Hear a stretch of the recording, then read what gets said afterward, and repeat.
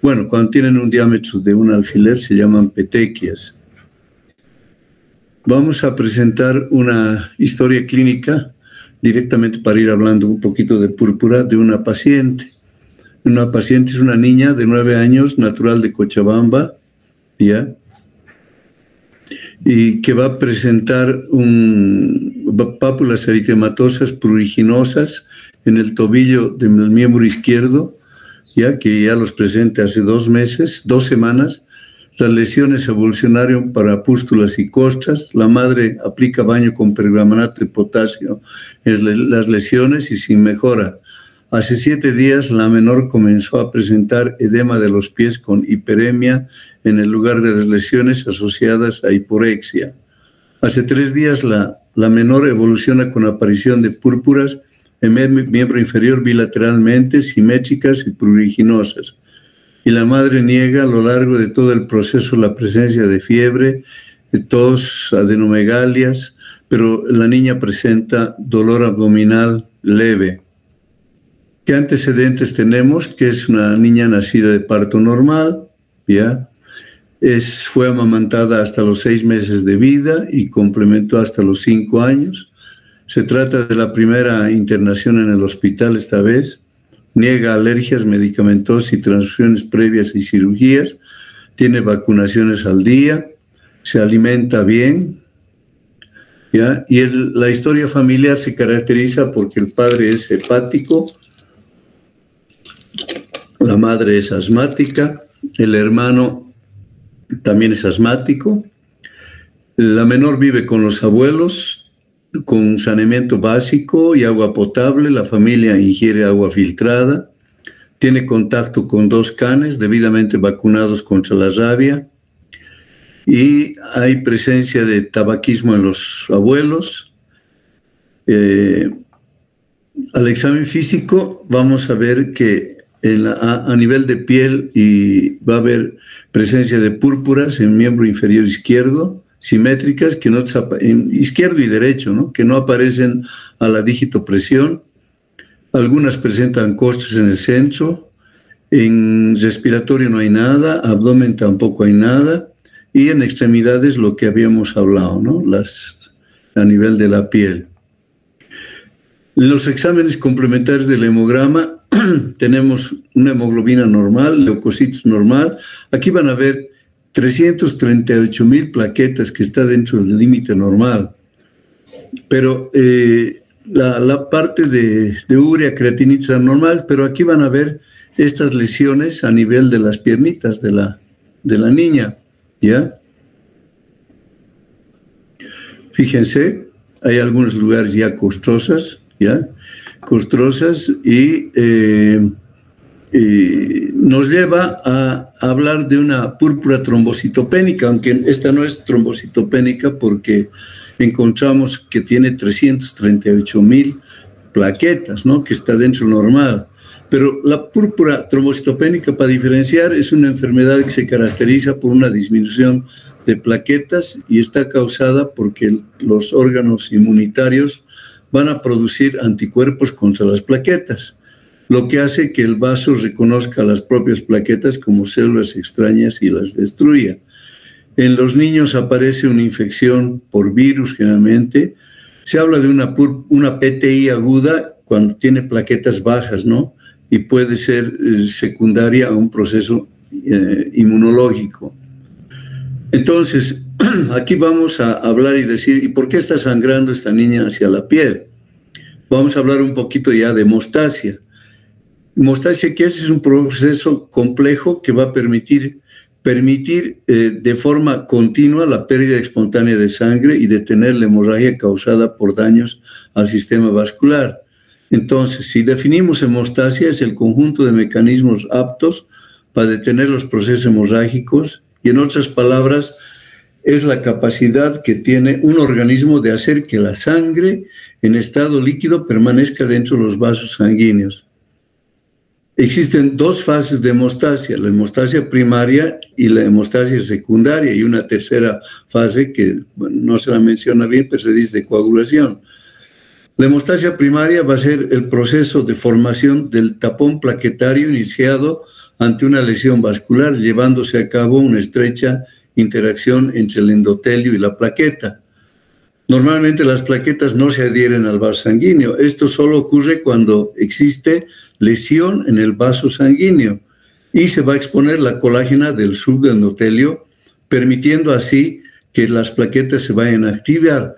Entonces, la hemostasia primaria tenemos fase de vasoconstricción parietal, donde hablamos de liberación de factores tisulares, fase endotelial trombocitaria con activación de plaquetas y, como resultado, la formación de un tapón inestable de plaquetas.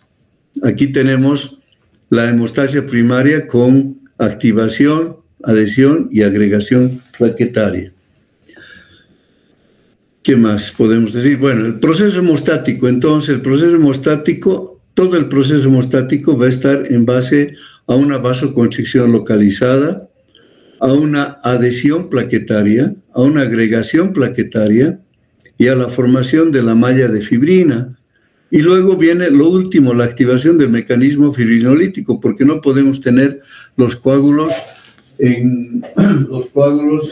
permanentes en el organismo, ¿no? Hay un sistema fibrinolítico que se va a ocupar de hacer desaparecer los coágulos. Entonces, la hemostasia, ¿qué es? Es la facultad del organismo para mantener la sangre en los vasos sanguíneos en el momento en que ocurre alguna lesión, iniciando con la acumulación plaquetaria, la creación de coágulos para taponar una hemorragia y una vez reparado el daño, disolver los coágulos formados. Aquí tenemos la hemostasia primaria, tenemos la hemostasia secundaria y tenemos la fibrinólisis, las tres fases del proceso hemostático. Y hablamos también de la coagulación. ¿Qué es la coagulación? Es la fase de formación de trombina, la fase de formación de fibrina y como resultado hay la estabilización y fijación del coágulo. Hablamos de la fibrinólisis, la última, que es la cicatrización ya del tejido vascular lesionado, ya ha habido cicatrización, hay destrucción enzimática de la red de fibrina y como resultado una situación hemostática normal. Todo este proceso va a demorar entre 48 y 72 horas. Entonces, la fibrinólisis para nosotros es un proceso corporal normal que impide que los coágulos sanguíneos que ocurren en forma natural crezcan y causen problemas. Entonces, pasamos a hablar de todo el cuadro de la hemostasia, donde encontramos la lesión endotelial, encontramos la vasoconstricción refleja, encontramos que el colágeno activa las plaquetas, también las proteínas del plasma, donde va a haber una coagulación intrínseca, vamos a tener la coagulación extrínseca, la vía común, ¿ya? Y por lo tanto, la activación de trombina y a fibrinógeno y formar el cuadro de fibrina, ¿ya? Y tenemos el fragmento de fibrina y luego viene la fibrinólisis para diluir, destruir todo. Ahora, yéndonos a las plaquetas, ¿dónde las plaquetas, ¿dónde se forman? Las plaquetas se forman en una célula que estamos viendo aquí, un megacariocito que tiene un núcleo grande, un citoplasma abundante, y ese megacariocito por destrucción de su citoplasma va a liberar cualquier cantidad de plaquetas. Aquí vemos la cantidad de plaquetas que están habiendo en el citoplasma. Entonces, es una célula grande donde se encuentra en la médula ósea. Es fácil reconocer cuando vemos una médula ósea, el megacariocito. Las plaquetas, ¿qué funciones van a tener? Van a tener primero, van a formar el trombo blanco plaquetario, luego viene la adhesión, la activación, ¿ya? La agregación, ¿ya? Estas plaquetas también son llamadas trombocitos y van a ayudar a que la sangre se coagule, por lo que se detiene el sangrado. El nivel bajo de plaquetas, ¿qué se denomina? Trombocitopenia. Entonces, el rol más importante de las plaquetas en la hemostasia es su contribución a la activación de la cascada de coagulación y los fenómenos que conducen ¿a qué? A la generación de trombina. Aquí vamos a ver la formación del trombo blanco, ¿ya? Donde se desarrolla en 3 fases con interacción de las plaquetas con la pared del vaso, la parte de adhesión y la activación de las mismas. El trombo blanco, entonces, se va a formar principalmente porque la pared endotelial ha sido expuesta a la sangre, adhiriéndose plaquetas y colágeno, así como fibrina, colocándose a manera de placas por precipitación, por lo que se concluye que este tipo de trombos son más frecuentes de ser encontrados en todos los territorios lesionados. La adhesión de las plaquetas se refiere a la adhesión de las plaquetas a estructuras de las paredes de los vasos. Se adhieren las plaquetas y se adhieren a la estructura. El colágeno es la estructura intrínseca menor estudiada a la cual se adhieren las plaquetas. Bajo condiciones fisiológicas, estas plaquetas no se adhieren a las paredes de los vasos. Luego viene la activación de las plaquetas, que es un proceso multietapa que comprende el acercamiento de estas al endotelio, la adhesión, el rodamiento y la firme adhesión plaquetaria para formar este trombo. Durante dicho proceso, las plaquetas interactúan con las células endoteliales. Entonces van a haber cambios morfológicos, van a haber alteraciones de membrana, donde se van a formar receptores que van a aumentar la agregación, va a haber una estimulación de la síntesis y luego de granulación y liberación de sustancias de las plaquetas, porque las plaquetas son consideradas como unas microfábricas, pero que elaboran, al ser tan pequeñitas, elaboran muchas sustancias. Aquí podemos ver que una plaqueta cuando está en activada, va a aparecer gránulos, microfilamentos, microtúbulos, y de donde se van a liberar bastantes sustancias. Entonces, vamos a hablar de la agregación de las plaquetas, que en un entramado de plaquetas entre sí, ¿ya? Este agregado plaquetario es lo que se conoce como trombo blanco. El trombo blanco es inestable y irreversible. Para que sea irreversible debe contraerse mediante la conocida como trombostenina plaquetaria. Entonces, aquí podemos ver, tenemos la formación del agregado plaquetario. Miren la cantidad de plaquetas. Esto es con una microfotografía electrónica, ¿ya? Esta agregación plaquetaria va a medir la capacidad de las plaquetas de adherirse entre sí y formar un tapón hemostático, que es componente clave, ¿ya?, de la hemostasia primaria. Se puede realizar utilizando, plasma rico en plaquetas, el PRP, o también sangre completa. Bien, entonces nos vamos a hablar directamente y a definir la púrpura trombocitopénica inmune, o la PTI. ¿Qué es la púrpura trombocitopénica inmune? Es una enfermedad hematológica frecuente que se caracteriza por la producción de autoanticuerpos dirigidos contra las glicoproteínas de la membrana plaquetaria, que lleva a su destrucción por el sistema macrofágico monocitario, a la plaquetopenia y al disturbio hemorrágico. ¿A quiénes afecta? Afecta a niños, 4 a 6 casos por 100.000 niños menores de 15 años, afecta a los adultos, a los adolescentes, a los viejitos, afecta a todos, ¿no? No solamente a niños, ¿ya? Aquí vamos a ver que hay una trombocitopenia, ¿ya? Entonces vamos a decir que la gravedad de la trombocitopenia es el reflejo del balance entre la producción de plaquetas y su elevada destrucción. ¿Dónde se forman las plaquetas? Ya dijimos que se forman en la médula ósea por fragmentación del citoplasma del megacariocito. La trombopoietina y el factor de crecimiento megacariocítico van a constituirse los reguladores principales del desarrollo de dicha célula y de la producción de plaquetas. ¿Cuánto de vida tiene una plaqueta? Dicen de 7 a 10 días, pero en las plaquetas que están en banco de sangre y que van a ser transfundidas, se habla máximo hasta de 5 días. ¿Cómo se hace el diagnóstico? El diagnóstico se hace de una PTI, de una púrpura trombocitopénica, por eso trombocitopénica decimos, porque están bajas, se hace a través del recuento de plaquetas y vamos a encontrar una trombocitopenia sin causa aparente. Hay que preguntarle al paciente y decirle los sangrados cuando han comenzado, el tipo, la gravedad, la duración.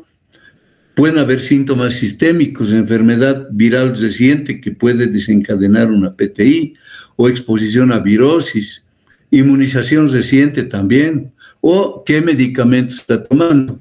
Aquí vemos las equimosis y petequias que se presentan, ¿no? Miren, aquí les voy a mostrar las lesiones a nivel de las mucosas, ¿no? De la lengua, etcétera. Vamos para atrás de nuevo. Ya, aquí está. Vemos en los labios, miren, ya, las encías muchas veces están sangrantes también. Vamos a ver el recuento de plaquetas, por lo tanto, van a aumentar su destrucción por un consumo o secuestro periférico. Y también, pero puede haber una producción disminuida. Entonces, hablamos de eso, de una hipoplasia megacariocítica. Hablamos también de una trombocitopeiesis ineficaz. ¿Ya? La hipoplasia megacariocítica pueden ser adquiridas en la aplasia medular. ¿Ya?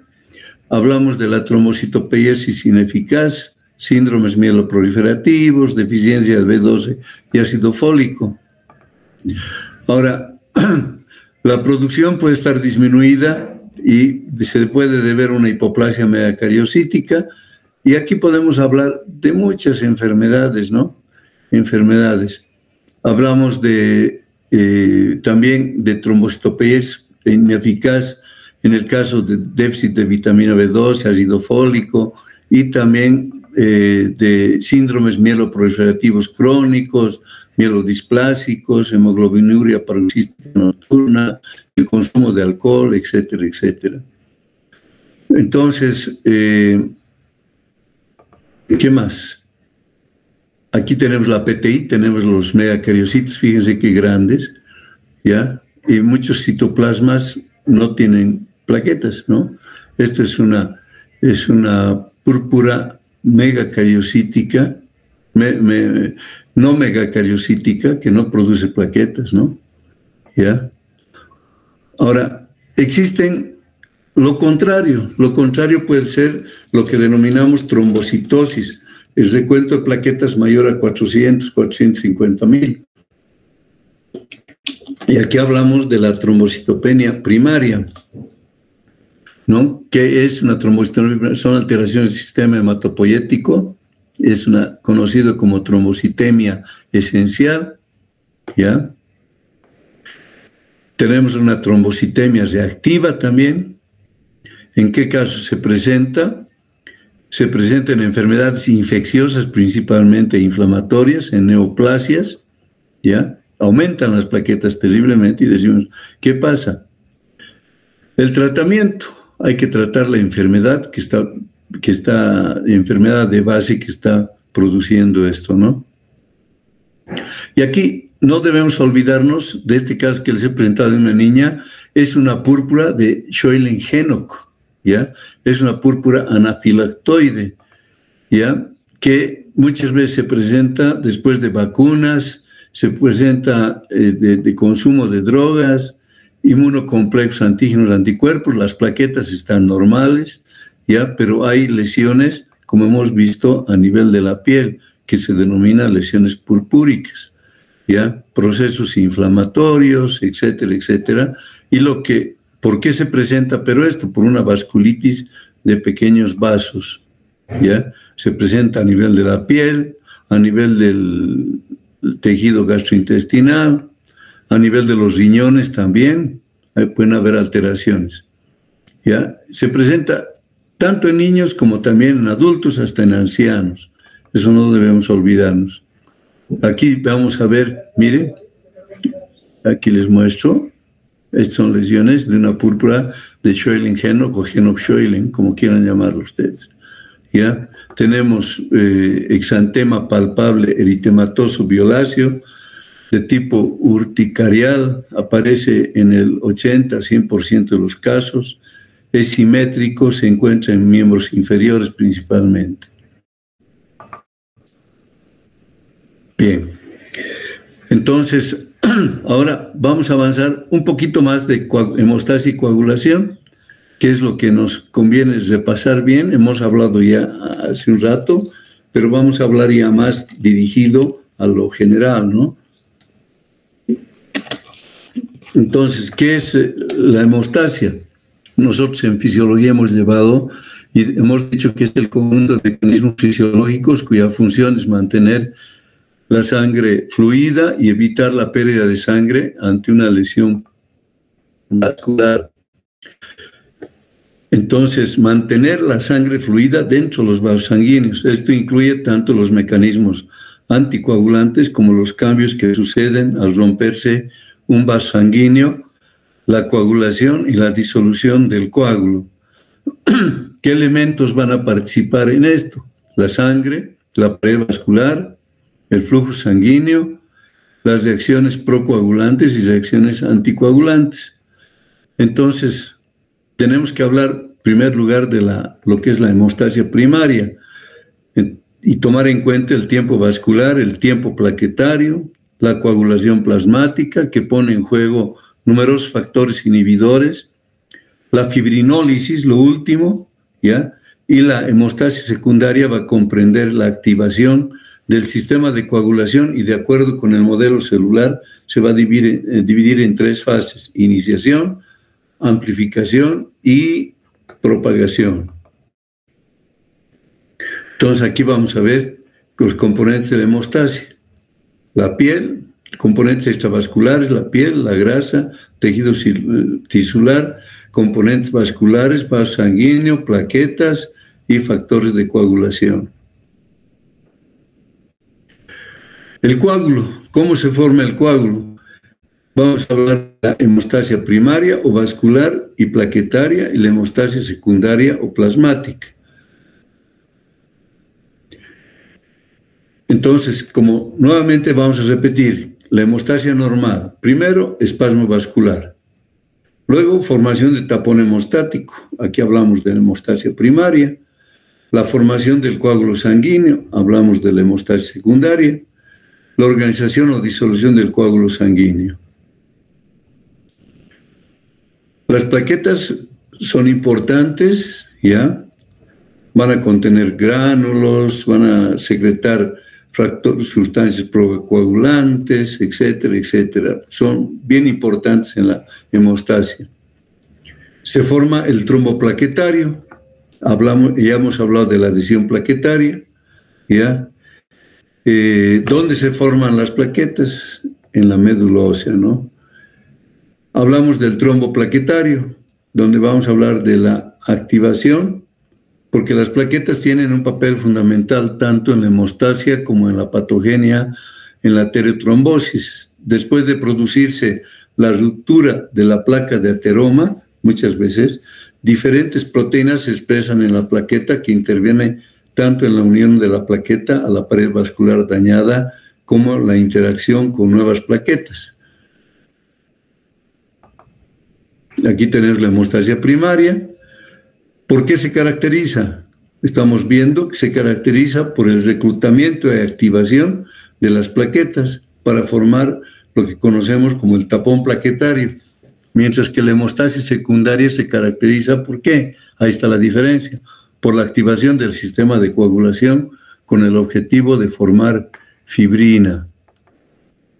Tenemos varios factores de coagulación, se los enumera en números romanos del 1 al 13, cada uno tiene un nombre propio, por ejemplo el 8 es antihemofílico, y dónde se originan. Miren, la mayoría se originan en el hígado y en los megacariocitos, ¿ya? Tenemos una vía intrínseca o del factor tisular. La vía intrínseca era llamada así al suponer que se activaba por un factor externo al plasma que ahora podemos correlacionar con el factor tisular, y la vía intrínseca que presuponía ser un factor activador presente en el plasma. Ahora es correlacionada con la plaqueta activada, ¿ya? La vía intrínseca de contacto, ya antes se pensaba que la sangre era capaz de coagular intrínsecamente por esta vía sin necesidad de contar con la ayuda de factores externos. La vía intrínseca era llamada así porque todos sus componentes estaban presentes en la sangre, y la vía extrínseca que necesitaba la exposición de un componente externo, se decía, a la sangre, como el factor tisular, ¿ya?, de la pared vascular. Luego tenemos la vía común, ¿ya? Las vías, se dice la vía común porque las vías de activación por contacto y del factor tisular son las vías de iniciación de la cascada, mientras que la vía común es hacia donde confluyen las otras dos, desembocando en la conversión del fibrinógeno en fibrina. Ahora tenemos la amplificación de la coagulación, ¿ya? El modelo clásico que les he hablado de la intrínseca, extrínseca, etcétera, fue propuesto hace más de 40, 50 años, y que separa las fases celular y humoral de la coagulación, considerada que el proceso de hemostasia se consigue a través de la activación secuencial de enzimas efectoras en dos vías independientes. Se decía, como les dije, la extrínseca y la intrínseca. Ahora vamos a ver lo que es la coagulación plasmática, ¿ya? Es el proceso de formación de una malla de fibrina mediante la transformación del fibrinógeno, que es una proteína soluble, en una proteína insoluble, ¿ya? Luego tenemos la fibrinólisis, por último, ¿no? Se activa directa o indirectamente, ¿ya?, por proteínas que convierten el plasminógeno en plasmina, y luego viene la fibrinólisis. Ahora, ¿cómo se regula la fibrinólisis? En tres niveles. Uno, por inhibición de las enzimas proteolíticas responsables de la activación del plasminógeno, por ejemplo, inhibidores del activador plasminógeno, ¿ya? La segunda, por inhibición de la plasmina, y la tercera por la trombina en respuesta a la activación que está sucediendo. Entonces, como podemos ver, aquí tenemos un resumen de todo lo que es la hemostasia, bien simple, ¿ya? Entonces, ¿cuál es el objetivo de la hemostasia? El mecanismo consiste en mantener la sangre fluida dentro de los vasos sanguíneos. Cualquier alteración que ocurra nos va a llevar a la formación de coágulo. Y esta es hay que diferenciar en qué es un coágulo, qué es un trombo y qué es un émbolo. El coágulo es un elemento fisiológico y normal de defensa contra la pérdida de sangre, se forma un coágulo. Y un trombo es la formación anormal de un coágulo sin haber lesión, sin haber una lesión externa vascular. Y el émbolo es un trombo que se desprende de su lugar de formación y va a viajar a impactarse en otro órgano distante.